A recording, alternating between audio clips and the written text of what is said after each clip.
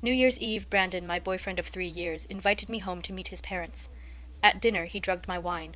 Skylar, the gangsters. They'll chop my hands off if I don't pay up. I had no way out. I had to give you to him. Don't blame me. Blame your luck. You look just like his crush. It is Win. When I pay my debts, you get a wealthy life. Drugged and dazed, I was delivered by his family to gates I knew too well. The home of my uncle, Victor Thorne. Victor had always doted on Mom and me. The year my father laid a hand on her, Victor had him shipped to a remote African mine before sunset. I could barely imagine what Brandon was about to face. The tranquilizer hadn't fully worn off. I lay slumped in the back seat of the car, unable to lift even a finger. The voices of Brandon Frank and Carol Miller reached me as a muffled drone, distant and indistinct.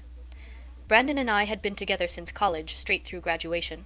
Ours was a stable relationship, one that had never faced any real turbulence. Just before the holidays he'd looked so sincere, saying he wanted to take me home to meet his parents, to talk about marriage, thinking I needed to make a good impression on his family. I'd spent days meticulously preparing. I bought a new cashmere coat, got my hair done, and brought 2 expensive bottles of wine and a stack of gift boxes.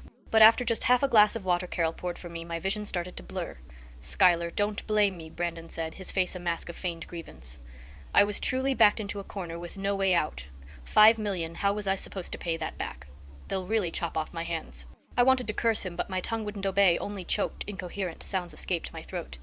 "Don't feel so wronged either," he continued to ramble. "Mr. Thorne's place isn't some bad situation. He just likes your type. You'll live a life of luxury with him. Isn't that better than being with me? I am doing this for both of our sakes, a win-win. Get it? Win-win, you win, my ass." The car sped through the darkness, the scenery outside the window a blur. I struggled to focus my eyes, trying to make out our direction, until the car slowly decelerated, finally pulling up to a massive, intricately carved iron gate. This place, this gate, this estate. My heart leaped. My hazy mind felt like it had been doused with ice water, clearing slightly in an instant. No way, it couldn't be. Brandon and his mom dragged me out of the car, one on each side, practically pulling me across the front lawn of the estate. My cashmere coat was disheveled and torn. My heels were long gone. 2 straight-backed men stood by the door, watching us approach with expressionless faces. "Gentlemen, please inform Mr. Thorne. We truly couldn't raise the money, so we came up with a new way to settle the debt." Frank Miller bent at the waist, fawning over the men in black suits at the door.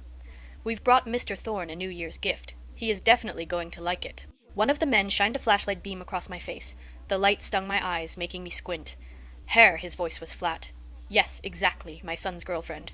Carol quickly chimed in, forcefully pulling my face straight. "See, doesn't she look exactly like the woman Mr. Thorne commemorates every year?" "We specifically found out about that.